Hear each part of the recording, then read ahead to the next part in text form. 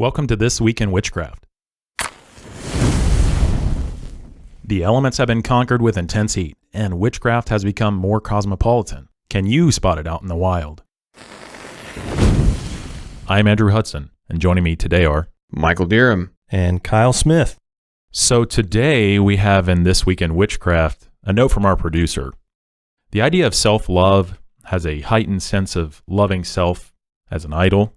We understand you love your neighbor as yourself, but this growing trend of extreme self-affirmation seems witchy.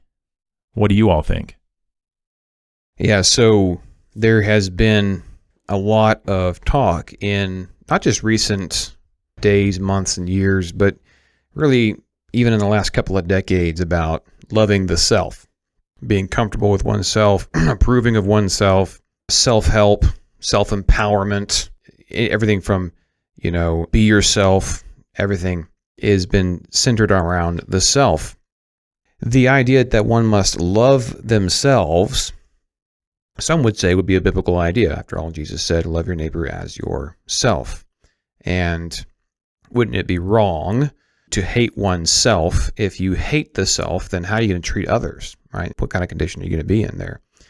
And so this has been used to try to teach self-love as a Christian doctrine, as something that should be used in Christian discipleship. Now, what we need to recognize is that when the paganism in which we live uses the term love, they're not using the same definition that we're using, that we're given in the scriptures. When you take a word and you leave it the same word and then you give it a new definition, you're enchanting it with something else. You are bringing a new meaning to it that wasn't there prior. You're twisting the meaning in some fashion. And then we have the word self. The self, how is that actually understood? When somebody says love yourself, are they saying love in the biblical way? Are they saying self in the biblical way? And, well, if somebody's going around saying, the most important thing is that you love yourself, that's probably not going to be operating with biblical standards. So we have to use the text, use the scriptures to define our terms. So in 1 John chapter 3, we read in verse 16, "By this we know love, because he laid down his life for us, and we also ought to lay down our lives for the brethren." So we're given a definition of love. And how helpful is that? 1 John 3:16. That's easy to remember. If you can remember John 3:16, you can remember 1 John 3:16. And here's our definition of love. He laid down his life for us. By this we know love, because he laid down his life for us. And we also ought to lay down our lives for the brethren. So what is love? Scripture tells us that love is a righteous and sacrificial devotion, that Christ did what was right and good for us, even though it cost him his very own life. He laid down his life for us, a righteous and sacrificial devotion. I'm going to be for you in the right way, even if it costs me. That's what love is, and it's defined by the greatest act of love, and the greatest one to love, who is Jesus Christ. So, what a great definition. I'm going to be for you in the right way, even if it costs me. That's love. So, is that what people mean when they use the word love today? And concerning the self, what is the self?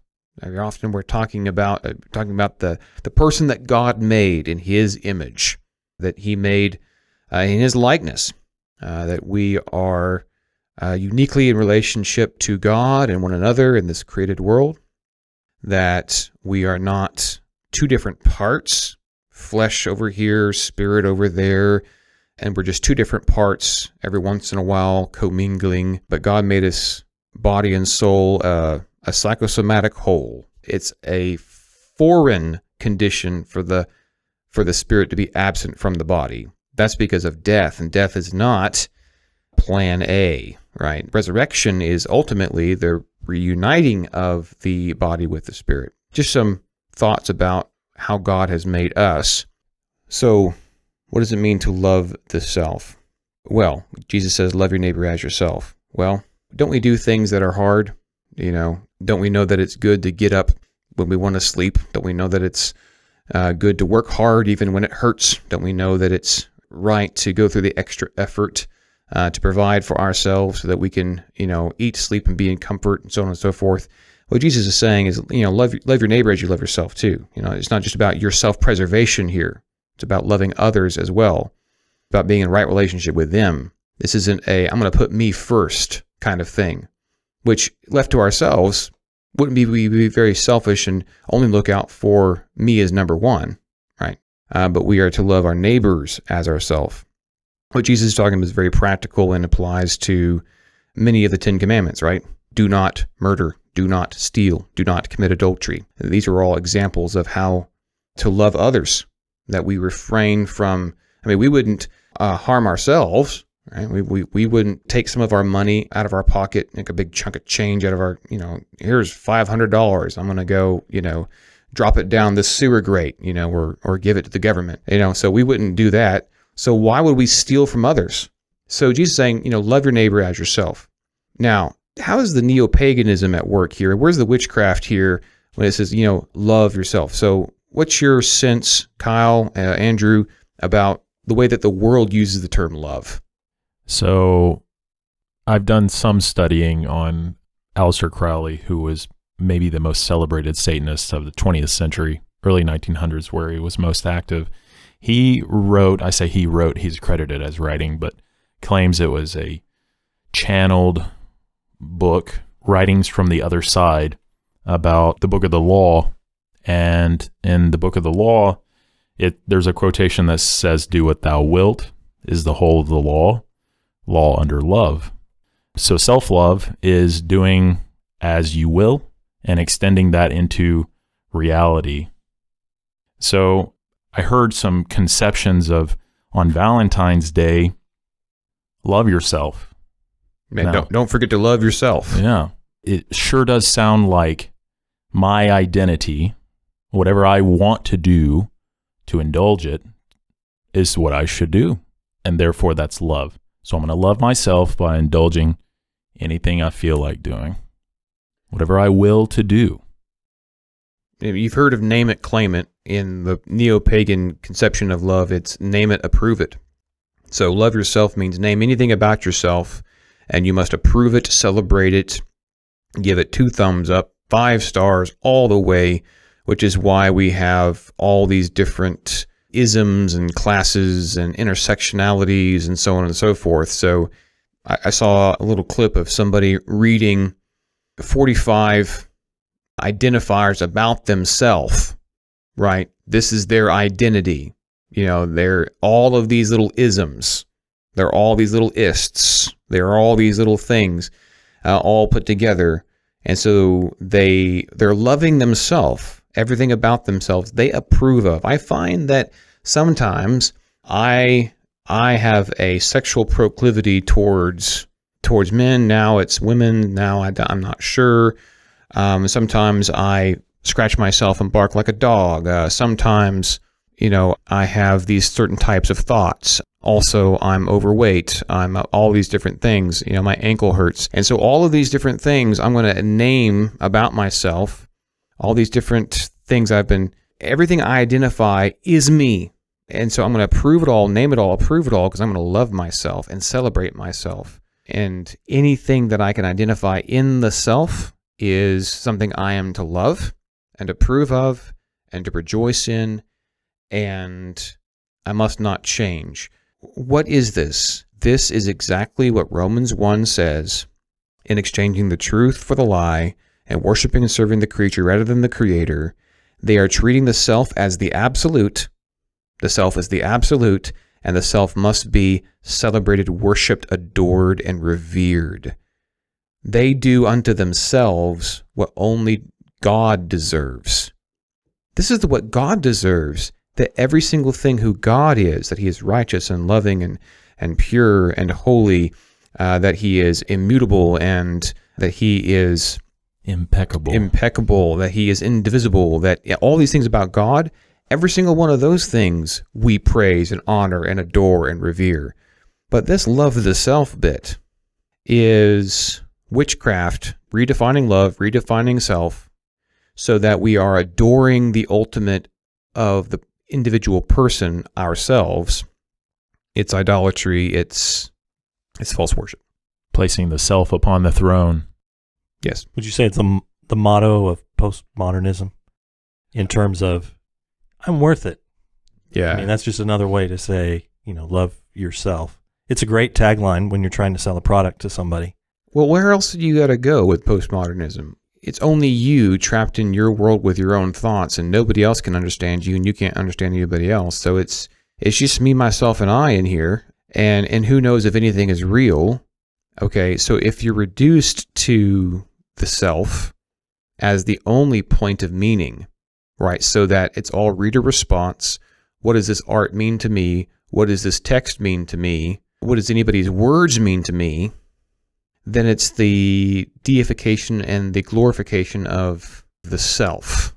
And how much in our pop literature do we see that it's only when the hero or the heroine or whoever it is in crisis finally stops listening to everybody else and only listens to themselves, and then finally gives in to really embracing everything there is about themselves, that finally they break through and they become who they really should be, and they win the day. I mean, that's the literature of the day. Love yourself means affirm, worship, and adore the self as the absolute. Right, no wrong, no rules for me. Let it all go, so on and so forth. Do you think, I'm about to light a really short fuse here, are particular genders susceptible to this? The love of self? Yes. Well, which one of the 45 are you talking about? No, that's right. I'm sorry about that. If we were to biblically look at genders, yes, men or women, are they more susceptible to fall for the lie of self-love? I don't know. Equal? Yeah, I don't know. I don't know if I can answer that. I think that the way that self-love is sold is different with men and women. The way it's packaged. Yes, the way it's packaged, and I think that is in itself an acknowledgement of their two genders, is because this self-love religion is sold differently to men and then to women. Can you give an example of both? Yeah, so I would say, for instance, the whole heavyweight movement about how it's good to be overweight. Right, and you can't say overweight or whatever, but to be a sizeist is bad, and so on and so forth. If you're 450 pounds, you need to own that, and you're beautiful. Okay, no matter what they say. Yeah. So that's sold to women. That doesn't play well with men. You don't see 450-pound men, stretching out in their underwear, saying, "Look how beautiful I am." Okay, that's what the women are doing. Okay, so it's being sold to them in a certain way. Whereas with the man, self-love is more like, doing what you really enjoy and don't give a care about what everybody else says. Just go do it, that kind of thing. So it's about, getting in everybody's faces and just being you.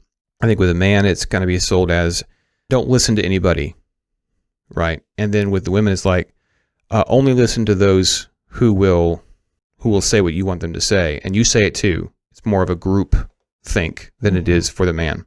Yeah, I think being a man myself, it always goes back for me to Ephesians chapter 5. What am I called to do as a man, a husband, and a father? As a father modeling this to my kids, what does it mean to love my wife? We're talking about love. I'm laying down my life for her. And just as we talked about earlier, just as Christ laid down his life for the church, it is a daily dying. We daily die to our sin, just like Christ, but we're dying in ourselves for the sake of our wives, in going to work, Right. in doing the hard things as the men. That's love. Right. And there's things that are going away, right? Like if think about love in the neo-pagan conception, love is retaining everything and affirming everything in you. In order to love others, you have to love yourself, right? So you have to accept everything in you so that you can accept everything in everybody else. But when you just read that definition about how the husband is laying down his life for the wife as Christ laid down his life for the church, we have to lay things aside. We have to give things up. We've got to leave them behind in order to love. And then Christ loves the church and he washes her with the water of the word, which means what? There's stuff in the church that needs to be left behind. And loving our wives means that there's going to be some times when we're going to be talking with them from the word of God and saying, look, there's some things that need to be left behind. So it's not love means I affirm everything about me, I lose nothing. I affirm everything about you and you lose nothing. It's I'm laying down my life, sacrificing many things about me to be for you, for your good in the right way, even if it costs me. And I love you, which means there are things about you which need to go away. Right? Exactly. Because that's the standard of truth that we're in. If I don't love you, then I don't care. Right? God loved Jacob and he hated Esau. He did not let Jacob rest in his deceitful, manipulative ways. He hounded Jacob until he limped for the rest of his life for the recognition that God is God and he was not. But God hated Esau and God let Esau just go be Esau. Now, this is how wicked the definition of love is today by the pagan witchcraft of the day. God's hatred is manifest by just letting people be who they are. The world's definition of love is letting people be who they are. That's how twisted it is. Well, what have you been reading, listening to, watching that you'd like to share about? Oh, I got a great book lent to me by Kyle. Is How an Economy Grows and Why It Crashes by Peter Schiff and Andrew Schiff. That's great. Yeah, Peter Schiff's a good author. All right. Well, you've already read this, I bet. He's a gold monetarist. Okay. Yes. Awesome. Well, I'm enjoying it. It's giving me ideas of how to teach my kids and do fun things. And I'm a big board game aficionado, so I'm thinking about various board games that do a good job of showing a microcosm of economy. I'm planning on playing some of these games with my kids and then explaining things and identifying those mechanisms when we come by them. So I'm really looking forward to it, but it's a really fun read. It's easy to get your head around. And economics is one of those subjects that I know I could learn a lot more about. And this is a great book, How an Economy Grows and Why It Crashes, Peter Schiff. It's a helpful little primer. All right. So the book that I would like to talk about is strangely on the economics theme. It's a book called Devil Take the Hindmost by Edward Chancellor. And it's an overview of financial speculation and the consistent boom and bust cycle that's brought on by financial speculation. It's informative in many ways as to what to look for in economies that are experiencing speculative cycles, but also it hints at where true value lies, and that true value will be seen, and those who, as Warren Buffett might put it, who are swimming naked when the tide goes out, we're going to see that they have no clothes on. Yep. As far as what I've been reading, any of you who may lurk on my social media at some point in time know that I have an affinity for Doug Wilson. Ever since his documentary came out in 2009, Collision, just blew me away in terms of his ability to articulate reasonable arguments boldly up against somebody. I've always loved Doug Wilson. And so this is a book that I actually just finished a couple days ago, put out last year, Gashmu, Saith It. The subtitle of it is How to Build Christian Communities That Save the World. And his goal in writing this really is a couple different reasons.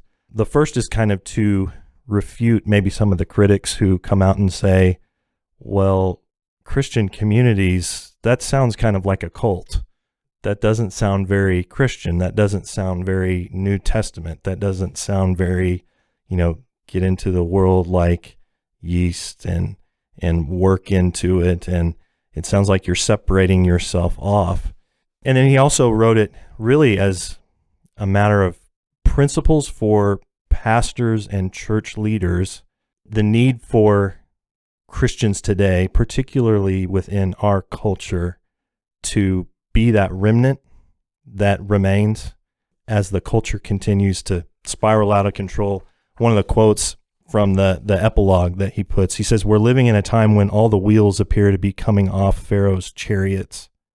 But this should not distress us because we are Israelites and we're already standing on the opposite shore." Thought that that was pretty good. But it's not really filled with practical methods necessarily for building Christian communities, but he has a lot of principles in there, like the idea of the medieval city with the cathedral at the center.